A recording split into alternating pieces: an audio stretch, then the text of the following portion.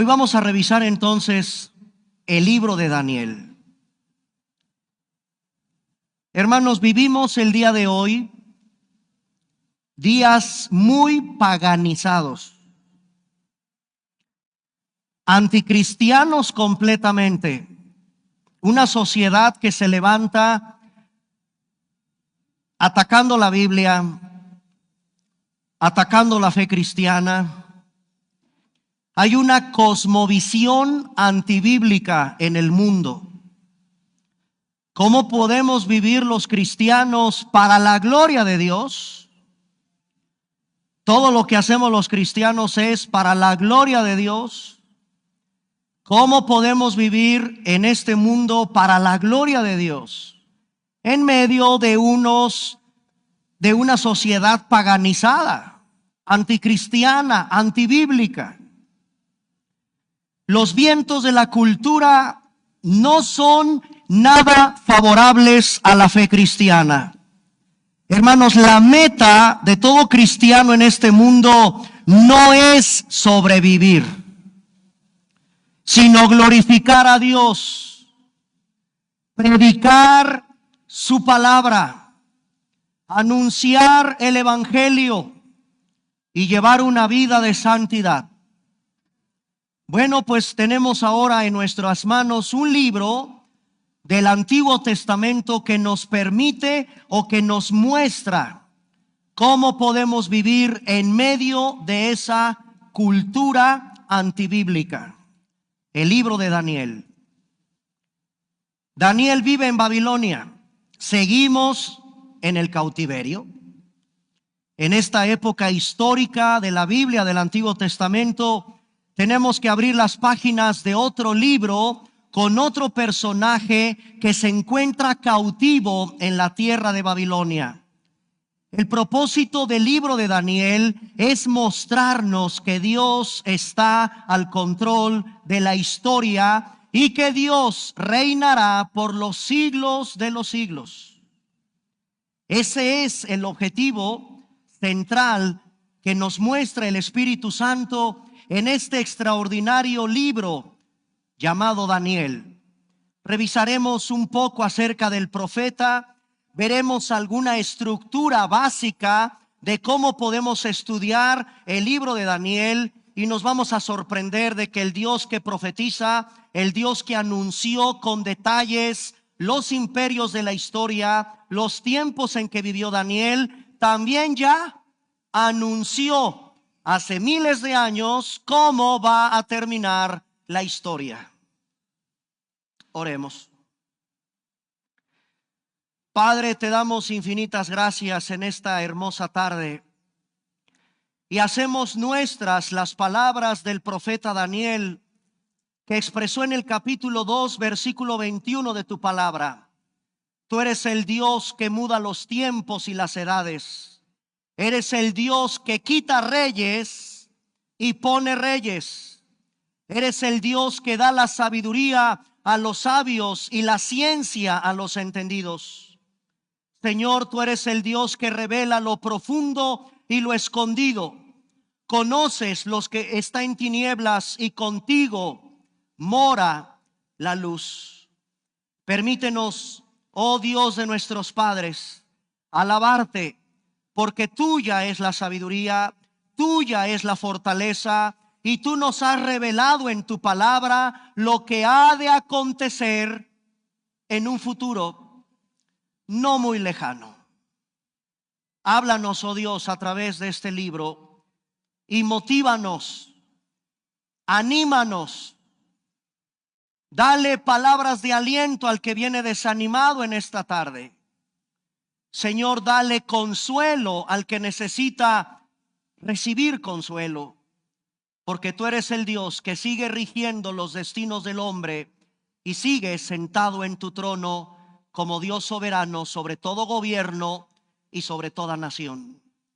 Te bendecimos, Señor, en esta tarde por darnos la revelación de este maravilloso libro bajo la inspiración de tu Espíritu, a fin de que con amor, con asombro, con expectativa, contemplemos lo que está pronto a suceder para todos los hijos que tú redimiste y que tú rescataste en la cruz del Calvario.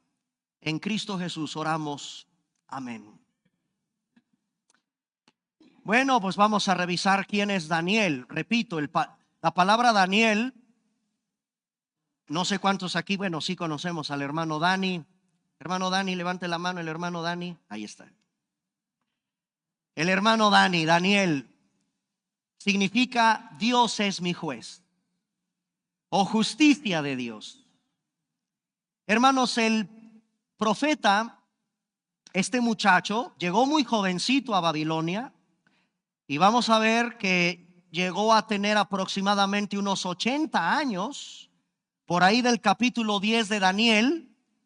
Toda su vida, escúchenme, toda su vida, desde muy jovencito hasta la edad de 80 años, estuvo rodeado de paganos, borrachos, incrédulos. Abominables orgías se practicaban en el palacio del rey.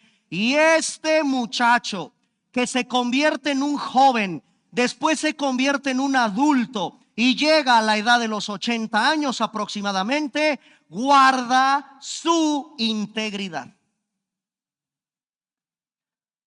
Cuando estemos en el cielo, no se vale decirle al profeta Daniel, es que yo no pude. ¿Cómo le hiciste tú? Y vamos a revisar cuál fue el secreto de este joven, de este adulto y de este anciano que vivía, mis queridos hermanos, en una sociedad corrupta como la que vivimos en Cuernavaca y en la ciudad donde tú estás viendo esta transmisión. Daniel es un judío deportado a Babilonia. A pesar de su integridad y de ser un buen muchacho, sufre las consecuencias de la disciplina de Dios contra todo un pueblo. Es todo el pueblo del sur de Judá, en específico de la tierra de Judá, a donde los babilonios llevan cautivos a todos los judíos y van a seleccionar. Estos babilonios van a escoger, van a seleccionar a ciertos jóvenes para que sirvan en el palacio del rey. Daniel fue llevado cautivo en lo que se conoce en la historia, y eso lo estamos revisando desde Jeremías, y a todos ustedes los que han llevado esta serie desde Jeremías, Ezequiel y ahora Daniel, deben recordar que hay 3 olas, así se les llama, 3 bloques de deportación a Babilonia, al menos por parte de las tribus del sur. No pierdas de vista, porque hay que ser precisos en la historia bíblica, como en la historia en general. Tu maestro de historia te va a reprobar si tú no le entregas con detenimiento, con detalles, fechas, nombres de personajes históricos, etcétera. Bueno, todo buen estudiante de la Biblia tiene que tener una correcta enseñanza en la historia para conocer cuántas deportaciones a la tierra de Babilonia hubo. Hubo 3. Año 605 antes de Cristo. El libro de Daniel nos muestra esta primera ola de deportaciones a Babilonia en el año, hermanos estudiantes de Biblia y de historia, 605 años antes de Cristo. El profeta Ezequiel, que ya estudiamos, fue deportado en la segunda ola hacia Babilonia en el año 597 antes de Cristo. Estas son las fechas precisas en que tú tienes que contestar o revisar cuando tú eres un estudiante asiduo, como lo fue Daniel, por cierto. Ese es otro secreto, Ese es otro secreto para poder vivir en Babilonia tantos años. Amas la Biblia. Y si hay un joven aquí que ama la Biblia, que revisaba al profeta Jeremías, Daniel sabía que ya pronto iba a terminar el cautiverio. ¿Y cómo supo? Porque indagó en los rollos de Jeremías, abrió las escrituras, se puso a estudiar y, por supuesto, joven, adulto, maduro, hombre anciano, la oración. Fíjate todas esas llamadas disciplinas espirituales. Hermanos, todos los días por ahí de las 4 o 5 de la mañana yo subo ciertos devocionales en Facebook para que conozcas un poco más acerca de las disciplinas espirituales. Todo cristiano sabe lo que es orar. Debemos de orar. Todo cristiano tiene que tener contacto diario con la Biblia. Apenas en la semana pasada redacté otra disciplina espiritual que se llama, por ejemplo, la confesión. Qué importante es que te acerques con un hermano de la iglesia y le confieses: ¿sabes qué, hermano? Ora por mí, veo pornografía. No es para juzgar, es para ayudar a ese hermano. Abrázalo y dile: claro que sí, gracias por confiármelo. La confesión es parte de la disciplina espiritual necesaria de todo hijo de Dios, porque todos tenemos pecado muy escondido. A la iglesia venimos con otra cara, pero en la privacidad de tu cuarto eres otro. Confiésalo. Acércate con un hermano, con un mentor en tu iglesia y pídele que ore por ti, no para que te juzgue, sino para que juntos, dice la carta de Pablo a Gálatas, lleven las cargas unos con los otros. ¿Cómo voy a llevar tu carga si no me confiesas cuál es tu carga? Disciplina espiritual, como la oración, como la lectura de la Biblia, etcétera. Bueno, pues otro secreto que tiene este muchacho en medio de Babilonia es su vida disciplinada de oración. Amante de la palabra de Dios, amante de las escrituras. Este joven, insisto, fue deportado en la primera ola en el año 605 antes de Cristo. La segunda ola, 597 antes de Cristo. Y la tercera ola de la deportación a Babilonia, 587 años antes de Cristo. Ahora, eso es en las tribus del sur, o sea, Judá. Estamos enfocándonos aquí a la tribu de Judá. De esa tribu viene Jesús. Pero hay otras 10, 11 tribus al norte. ¿Qué les pasó a las tribus del norte? Año 722 antes de Cristo. Las tribus del norte, la tribu de Benjamín, la tribu de Simeón, la tribu de Neftalí, todas las tribus, excepto las del sur, que era Judá, todas las tribus del norte cayeron también en manos de los asirios. De Dios no te escapas. Los del sur levantó al imperio babilónico con un hombre llamado Nabucodonosor. Los del norte no se escaparon de la disciplina que Dios ejerció sobre ellos, y a ellos les envió otro pueblo terrible, paganos, idólatras, despiadados, inmundos, como los asirios. Año 722 antes de Cristo. ¿Cuál es la diferencia? Aquí algo que yo ya les compartí, pero lo vuelvo a retomar. No importa que repasemos porque hay tanta riqueza en estos detalles. ¿Cuál era la diferencia de cómo operaban los asirios con los babilonios? Porque se llevaron cautivos al pueblo de Dios, al pueblo de Israel, al pueblo del padre Abraham, al padre de la promesa, al hombre de la promesa. Sí, hermanos, Dios ejerció una disciplina y se los había advertido. Dios ya lo había advertido. No hicieron caso. Dios levanta a los asirios y Dios a los del sur les pone a Babilonia, a Nabucodonosor. Ahora, ¿cuál es la diferencia de operar entre cómo opera la invasión o la deportación? ¿Cómo eran los asirios con los presos de Israel? Porque están presos, están cautivos. Bueno, los asirios provocaban que las tribus se dividieran. Los asirios, enemigos de Israel, por supuesto, provocan división. Ay de una familia dividida. Ay de una iglesia dividida. Así opera Satanás. Divide. Rompe la unidad en una iglesia. Chismes, murmuraciones, intrigas, malos entendidos. No ejerces la disciplina en Mateo 18 que Cristo estableció para su iglesia. Murmuras. Esa división que tanto daña a una persona, a una familia, a una iglesia, es exactamente lo que los asirios hacían con las tribus de Israel del norte.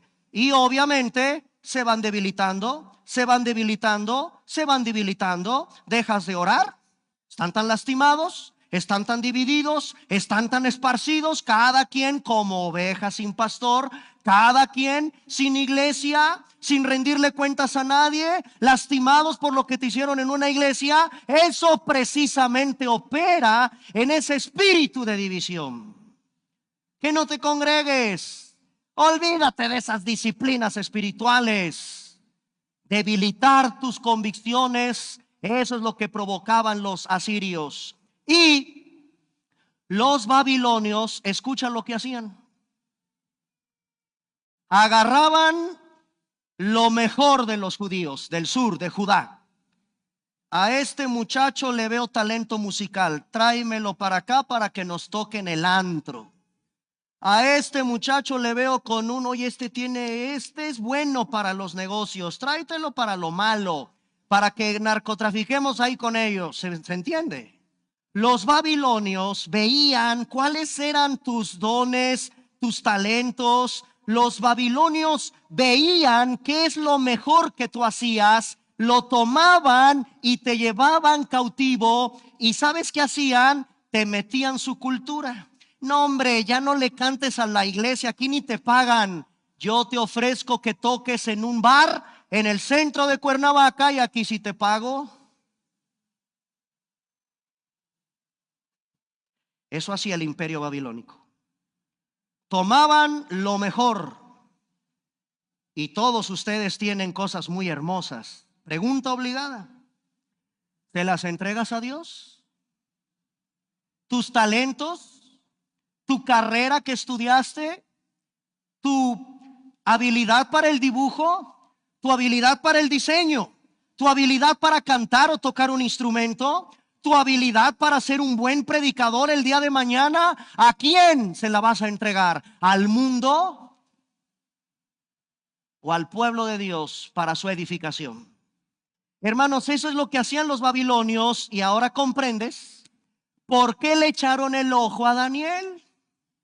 Ah, caray, este muchacho Daniel, junto con, y miren qué hermoso, qué enseñanza tan grande nos da Daniel. Daniel entendía la importancia de formar parte de un grupo, de formar parte de la iglesia.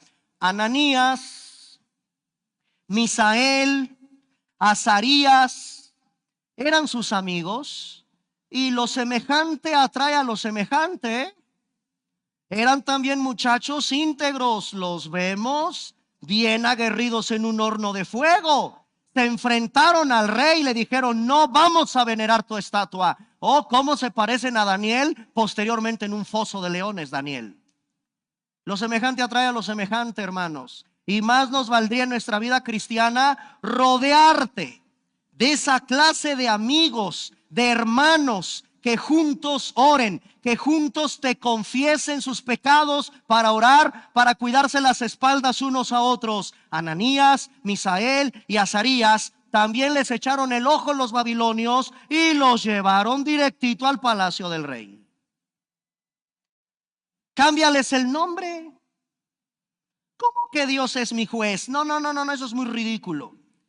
A Daniel le vamos a poner el nombre de nuestros dioses paganos. A eso se le llama una asimilación diabólica. Con los asirios ya les expliqué cómo opera, dividirlos. Con los babilonios opera asimilar, es decir, te voy a influenciar de tal manera que te vayas haciendo a un lado de tu cosmovisión bíblica y yo te voy a meter mi chip babilónico, mis alimentos, mi cultura, mis tradiciones, te las voy a meter. Olvídate de Biblia, olvídate de la iglesia, olvídate de cristianos. Eso no te va a llevar a ningún lado. Yo te voy a dar dinero, vas a ser un gran empresario, vas a hacer esto, etcétera, etcétera, etcétera. Hay en el mundo de hoy y principalmente a los jóvenes una tendencia de asimilación diabólica, que te parezcas al mundo. Que te parezcas al mundo, que hables como el mundo, que comas como el mundo come, que te vistas como el mundo viste. Eso es una asimilación diabólica, que el diablo obviamente opera así en cantidad y cantidad de cristianos por su falta de convicciones espirituales que sí tenía Daniel, que sí tenía Azarías, Misael y Ananías. No como de lo que me des en esa mesa, por muy suculento que sea. Eso es paganismo, porque está ofrecido a tus dioses, oh rey. Dame legumbres. Quizás dame frijoles, qué horror, pero ni modo. Dame frijoles. Pero de que yo participe de la mesa con tus dioses y con tus orgías, no. No como, no me visto, no hablo como el mundo. Son tan grandes mis convicciones. Y eso es lo que tenemos que aprender de Daniel y de todos sus amigos. Capítulo 1 del libro de Daniel. Versículos 3. Capítulo 1, versículo 3 al 5. Capítulo 1 de Daniel, versículo 3. Vean la asimilación diabólica. Dijo el rey a Aspenaz. ¿Quién es Aspenaz?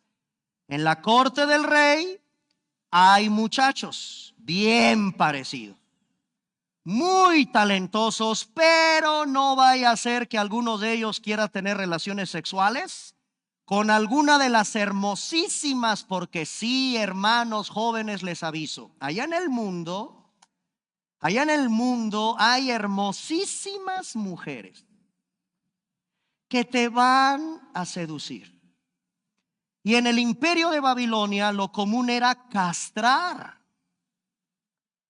Los castraban. A los que pretendían trabajar ahí son presos. No quiero que pierdas de vista que Daniel es un preso, es un prisionero, que lo van posiblemente, yo creo eso, no tenemos una referencia precisa en la escritura de que Daniel haya sido un eunuco, pero yo lo creo, porque al pertenecer a esta corte real y lo manda a llamar el jefe de los eunucos, pues seguramente a Daniel le tienen que cortar o hacerle esa cirugía o esa práctica de que no pueda embarazar a ninguna princesísima, bellísima de Babilonia.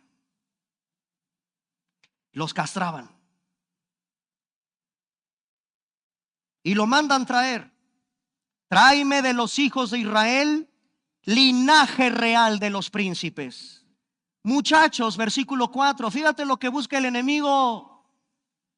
Muchachos en quienes no hay tacha alguna, de buen parecer, enseñados en toda sabiduría, sabios en ciencia y de buen entendimiento, idóneos para estar en el palacio del rey. Y aquí viene ya la asimilación diabólica que el mundo pretende contigo. Enséñales la literatura, los libros, las letras, hasta el idioma de los caldeos. ¿Ven?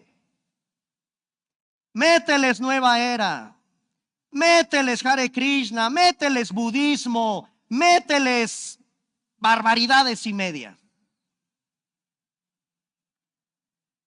Versículo 5. Y le señaló el rey, ahí va esas tentaciones, ¿verdad? Les va a dar, ¿cómo comería el rey de Babilonia? Esto es un imperio poderosísimo. Diario les servían. ¿Se han ido a Cancún, verdad, hermanos? A esos hoteles de 5 estrellas. Esos buffets que ves en los restaurantes. Qué belleza, ¿verdad? Cuando uno va de vacaciones, y espero que tomes unos días, váyanse a descansar. Y vas a un restaurante y qué barbaridad, qué comida japonesa, comida francesa, restaurante español, así una cosa, ¿verdad? De bebidas, cortes, carne, fruta, jugos, bueno, qué barbaridad. Hermanos, algo parecido era lo que comía el rey de Babilonia todos los días. Y eso le ofrecieron a Daniel, la provisión de la comida del rey, y vino el que quieras, vino, alcohol, todo lo que quieras. Fíjense lo que dice el versículo 5: críenlos 3 años en el palacio, 3 años de asimilación diabólica, 3 años de que Daniel estuvo compartiendo en la mesa con todos los prominentes hombres del gobierno de Babilonia. Y vemos en Daniel un joven que mantiene intacto su testimonio. Pregunta: ¿cómo se le puede hacer para poder enfrentar la tentación de esa clase de mujeres, de esa clase de comida, de esa clase de ambiente por 3 años? La respuesta: disciplinas espirituales, vida de oración, estar en la palabra de Dios todos los días de nuestra vida. Este es un joven, hermanos, que ya no regresó a su tierra, ya no regresó a Jerusalén. Jerusalén fue destruida. Seguramente murió en aquellas tierras el profeta Daniel. Esto me habla de que servir a Dios no es cuestión de un lugar determinado. No importa dónde te encuentres, sea en Cuernavaca, glorifica a Dios en Cuernavaca. Sea en otro estado de la República, si el Señor te lleva, glorifícalo en aquella tierra donde el Señor te mande. Daniel tiene una enseñanza maravillosa, hermanos, de que no importa servir a Dios, no es cuestión de un lugar determinado. Donde te encuentres, a donde Dios te lleve, ahí tienes que glorificar a Dios. Sé fiel al Señor como lo fue Daniel. No regresó a su tierra, se queda en Babilonia, y ahí en Babilonia glorifica a Dios. Yo no sé a dónde el Señor te va a llevar. No me importa el nombre, el país, la región del mundo o el municipio de Morelos. A donde Dios te lleve, a donde Dios te lleve, glorificas al Señor. En el capítulo 10, versículo 1 de Daniel, avanzamos un poco en este panorama general.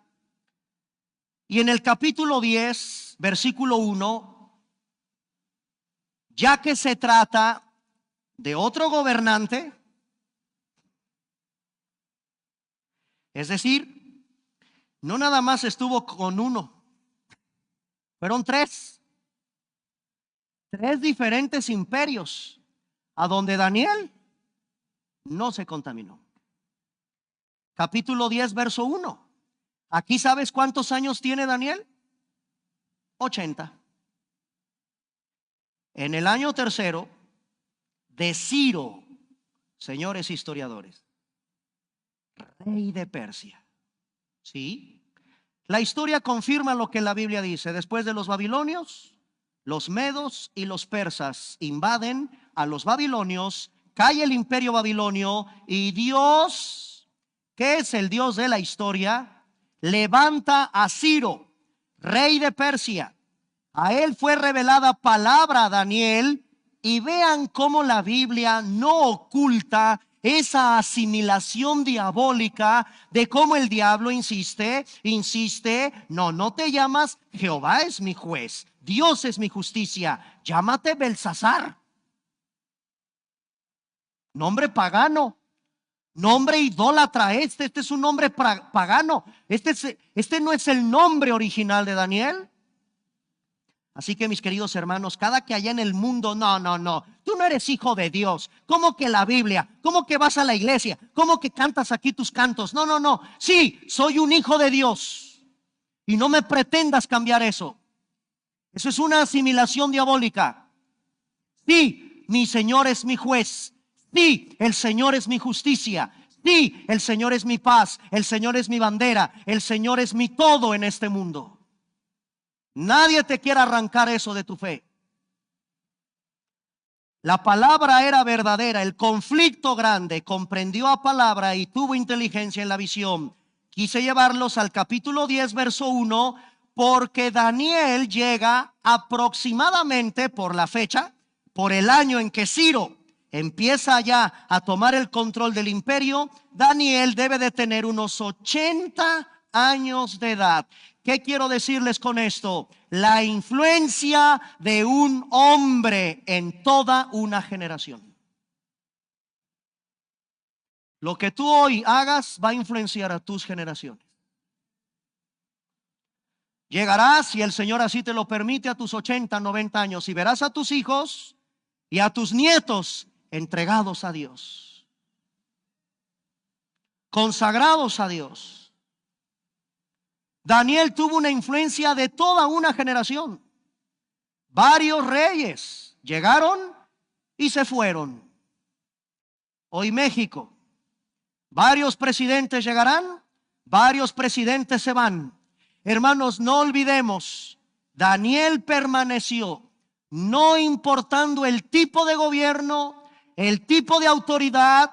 Daniel permaneció sirviendo fielmente a esos reyes y no se contaminó. Daniel destaca, y yo espero que hoy, que México, hoy tenemos una cita en las urnas.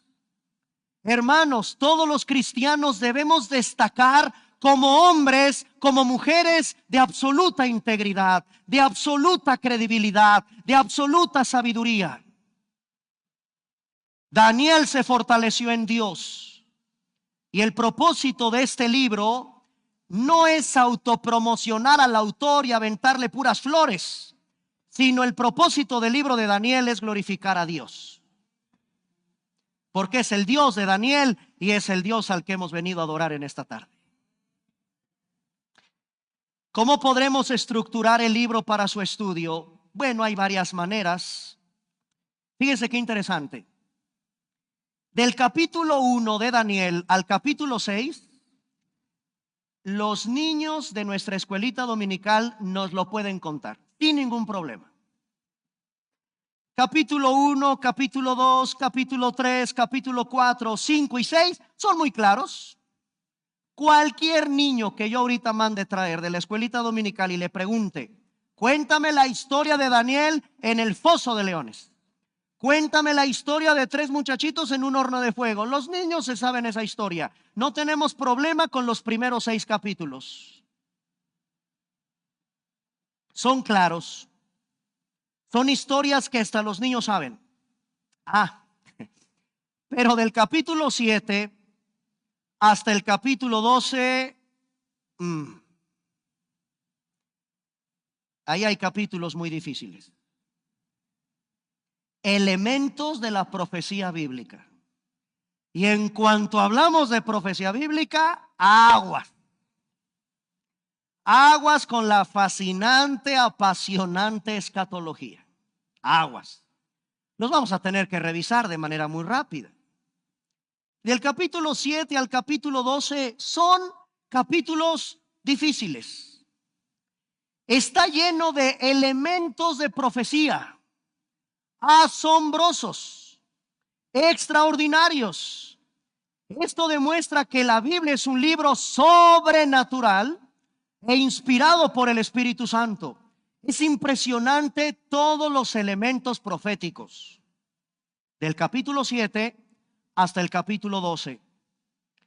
Esa es una manera de estudiar el libro, muy rápida, muy sencilla. Pero hay otra observación que es la que quiero llamar la atención de ustedes. Vamos al capítulo 2, verso 4.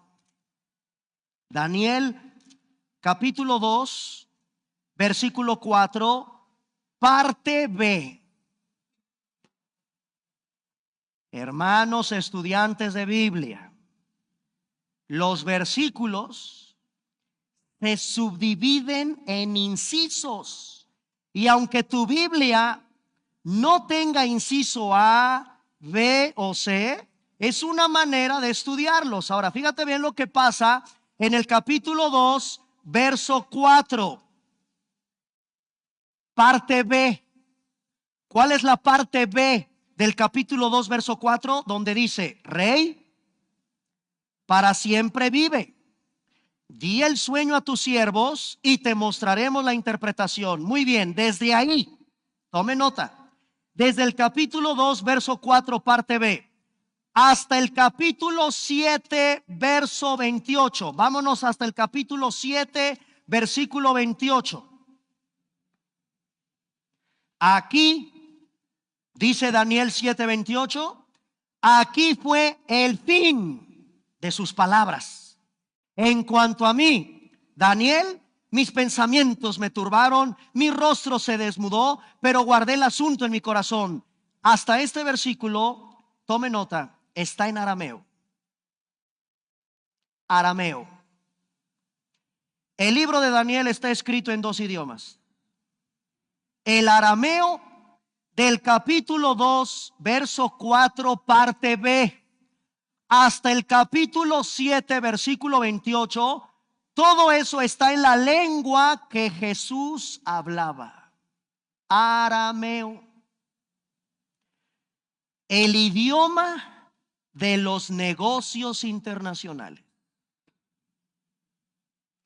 Dios le habla a los imperios,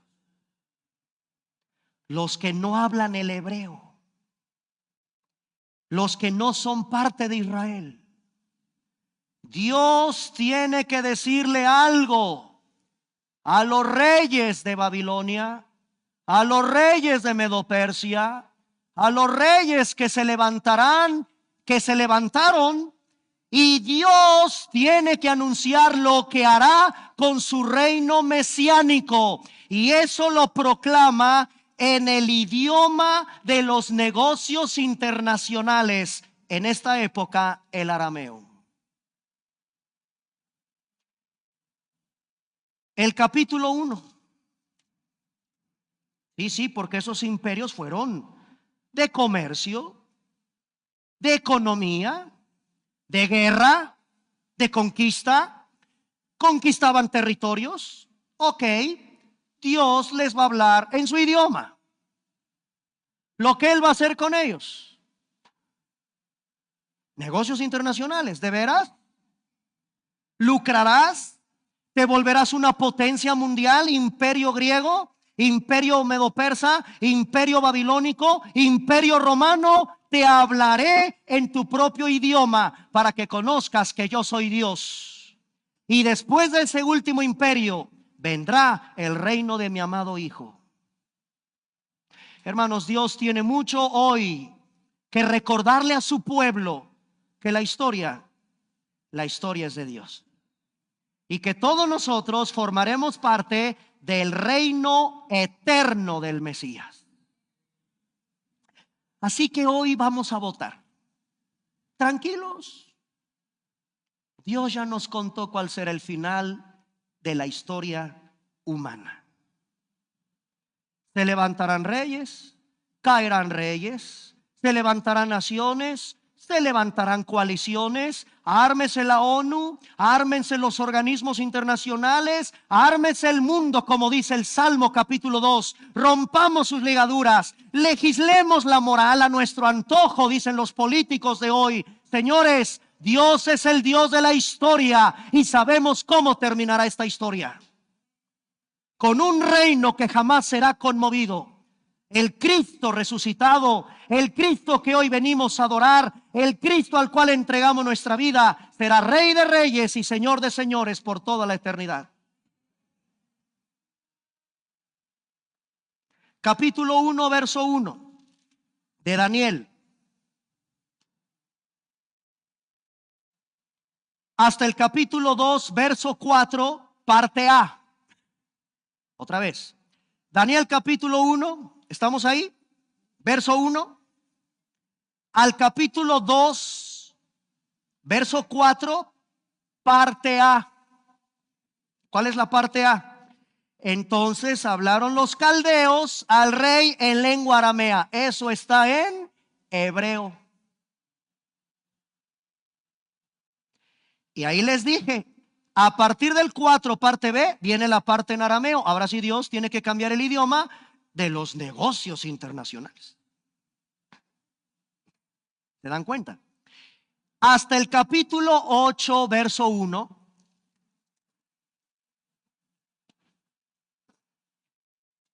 Ahí hace una pausa el hebreo, ahí se pausa el hebreo y lo retoma el capítulo 8, verso 1, hasta el capítulo 12,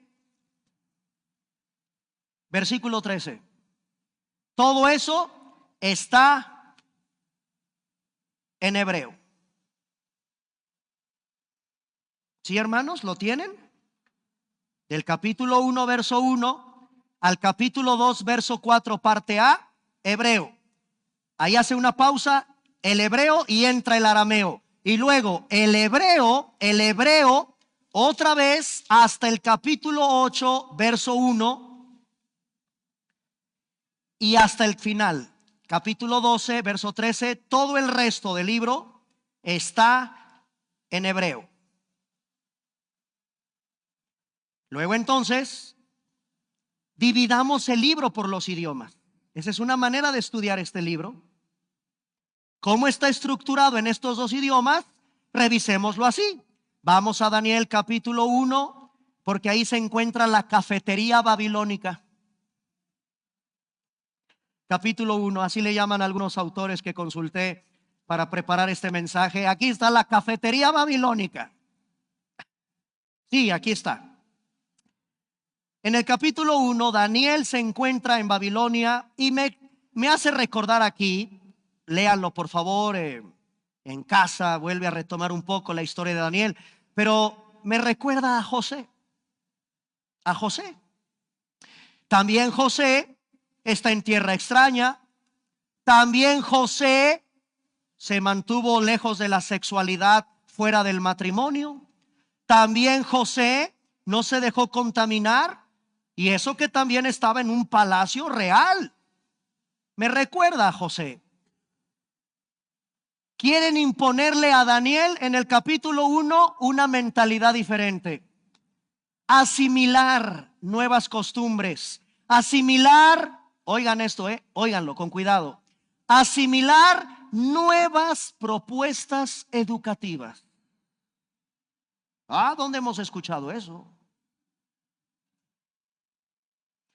¿Ven cómo no es lo mismo? Es lo mismo. El ataque a la iglesia, el ataque a la fe cristiana, el ataque a la cosmovisión bíblica. ¿Dónde carambas hemos oído eso de querer imponer una nueva propuesta educativa, nueva tolerancia? Sí, solo que todo eso estaba aquí en la Biblia y es contrario a Dios. Asimilación diabólica. Quererte imponer una mentalidad diferente. Ay, ya acéptalos, tranquilo, no seas tan religioso. Ya no seas tan legalista, ya bájale 3 rayitas. No, hermanos, la iglesia tiene que levantar la bandera de la verdad. No me tienen que imponer ninguna mentalidad diferente. Mi mentalidad es como piensa Cristo.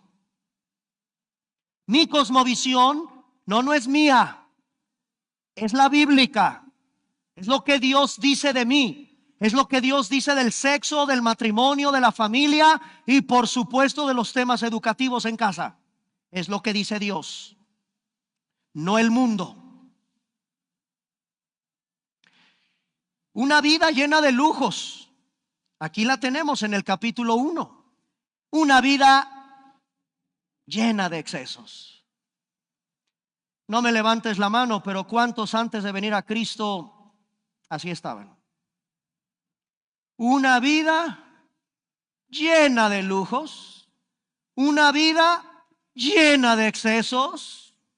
Eso le propuso el gobierno pagano, inmoral, idólatra y diabólico de Babilonia a un joven íntegro. Lo extraordinario de este muchacho es que no se corrompió. Le ofrecieron dinero, le ofrecieron un buen cargo, una vida llena de excesos y de lujos, un estilo de vida que te quieren imponer los de allá afuera. Ese es el estilo de vida que te quieren imponer. Asimilación diabólica. Capítulo 1 de Daniel, versículo 8. Me encanta Daniel, capítulo 1, versículo 8. Daniel propuso en su corazón: no me contamino. ¿Cómo se llama eso?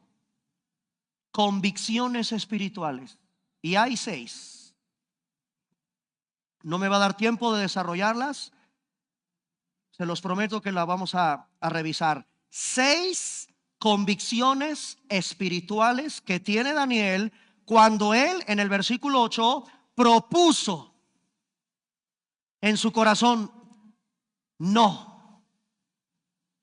me voy a contaminar ni con la comida, ni con el vino, ni con nada que me pueda contaminar. Habla con el jefe de los eunucos y ahí ves la gracia de Dios. ¿Sabes qué, Aspenaz? No me obligues a comer la carne del rey. Te propongo que yo coma verduras. La gracia de Dios lo fortaleció, lo sostuvo, le dio gracia con sus jefes del gobierno. No lo obligaron. ¿Lo pudieron haber obligado? Sí. Así que mis jóvenes que me escuchan, nada de que es que me obligan y si no me corren, pues que te corran. Es que si no me acuesto no me dan ese puesto en el... No te acuestes. Honra a Dios. Dios te proveerá de algo mejor. Dios nunca te quita nada sin darte algo mejor. Esto es lo que aprendemos del capítulo 1 de Daniel. Determinación, convicciones que debemos aprender. Y si hay alguien en esta generación muy influenciables, son nuestros jóvenes. Son nuestros jóvenes. Con tantito que te ofrecen, te vas pero como gorda en tobogán. Tras lo que te ofrecen, te deslumbra el mundo. Tan rápido te convencieron, en serio. Tan rápido prostituyes tu ministerio por un plato de lentejas. ¿De veras dejas de servir al Señor por ir a tocar a un barucho de mala muerte por más que te paguen muy bien? Los jóvenes de hoy, por los tiempos que estamos viviendo, son muy influenciables. Daniel mantuvo una posición que perduró. Vean el capítulo 1, versículo 21. Continuó Daniel. ¿Ya vieron el capítulo 1, verso 21? Continuó Daniel hasta el año primero del rey Ciro. O sea, cambia de administración. Nada de que, en este gobierno me consentían, pero ahora viene otro cambio y es que tengo que irme a lo que ellos. No.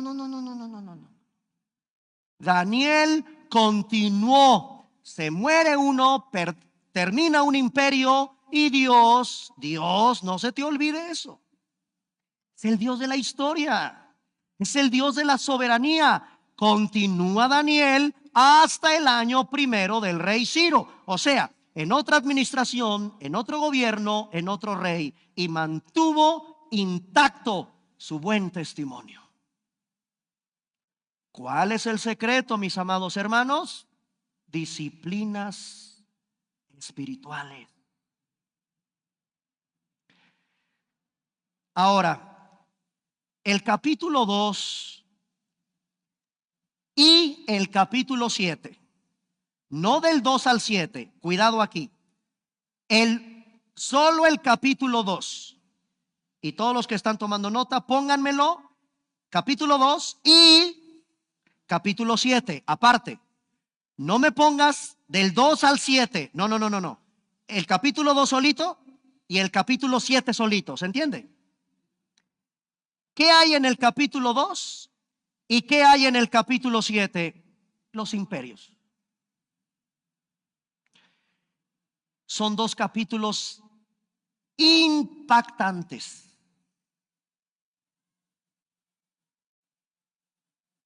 Capítulo 2 y capítulo 7. 4 imperios: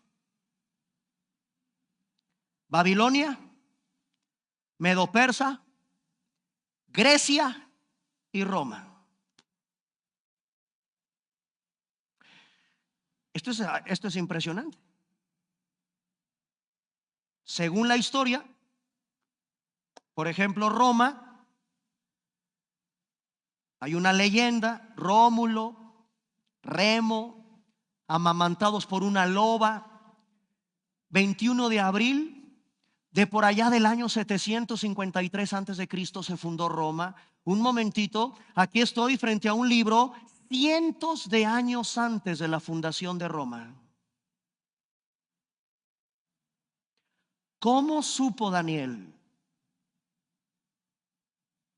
¿Cómo es extraordinario Dios? A cientos de años de distancia de un imperio con otro, revela con precisión el orden en el que cada uno de esos imperios iba a caer detrás del otro. Ya no me da tiempo, pero seguiremos con esta pequeña clase de historia. Es maravilloso asombrarnos de que ni siquiera Rómulo y Remo, claro, eso es una leyenda. Hay una explicación histórica muy precisa de cómo llegaron los primeros pobladores a la península itálica y cómo se va conformando esa bota italiana a donde surge el imperio, donde no es casualidad, Cristo nace.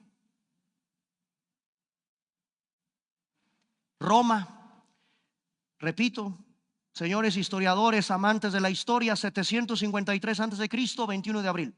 Rómulo y Remo. Les voy a explicar por qué. Una loba, según esto, una loba, un animal, amamanta. Son dos gemelos que fueron abandonados. Y ahí comienza la historia fascinante de un imperio asombroso que hasta el día de hoy tiene influencia en nuestra sociedad occidental. Discúlpenme, pero es obligado a estudiar la cultura, la historia, la influencia de los romanos para entender mucho de nuestros tiempos. Simplemente, señores abogados, es obligado a estudiar el derecho romano, el digesto, la ley de las 12 tablas, etcétera, para comprender todo el sistema del derecho civil, por ejemplo, de nuestro sistema jurídico el día de hoy. Todo por la influencia majestuosa, impresionante de los romanos. Y si tienes un reloj con números romanos, ahí te vas a dar cuenta la influencia también. ¿Cómo es posible que Dios, sí, hermanos, sí es posible, Dios es el Dios de la historia, y es el Dios de tu historia, y es el Dios que revela cómo terminará la historia? Viene un reino. Yo observo algo contigo para terminar. Y efectivamente, en la historia tenemos el registro de Babilonia, después los medos y los persas, luego Grecia y luego Roma. La pregunta obligada: ¿qué revela el Señor después del imperio de Roma? La respuesta es: viene un reino que jamás será destruido. Y si esto fue así, entonces así se cumplirá, conforme lo que Dios anunció en su palabra. Termino con las palabras de Thomas Rainer. Jesús es el Hijo del Hombre, el Rey, la piedra que representa a los santos. Los santos triunfan siempre, y cuando pertenezcan a Él y estén unidos a Él, la victoria es de Él. Es la victoria de ellos también. El Hijo del Hombre aplastará la cabeza de la serpiente. Los reinos feroces y bestiales que oprimen a los seres humanos y hacen que el mal avance, sucumbirá algún día ante el Dios de la historia. El curso de la historia no lo determina una elección en una votación.